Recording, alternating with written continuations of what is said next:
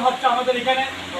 এদের এই পূর্ণমিলনী অনুষ্ঠানের মধ্যে তাদের আর একটা উদ্দেশ্য, আজকে যারা গত থেকে 15 বছর ধরে জনতা ব্যাংকে অস্থায়ী হিসাবে কর্মরত আছে, এরা অস্থায়ী হিসেবে যে বেতন পায়, তারা সে বেতন দিয়ে তাদের সংসার চালাতে অনেক কঠিন এবং তাদের ছেলে মেয়েদের লেখাপড়া করতে পারতেছে না। একটা মানুষ সমাজে চলতে গেলে যতটুকু দরকার ততটুকু তারা কিন্তু পাচ্ছে না। সেই জন্য আমরা বর্তমান সরকার এবং জনতা ব্যাংক ম্যানেজমেন্ট সবার কাছে আমাদের দাবি, জনতা ব্যাংকে অস্থায়ী যেসব কর্মচারী ভাই বোনেরা আছে তাদেরকে যেন অচিরে স্থায়ীকরণ করা হয়।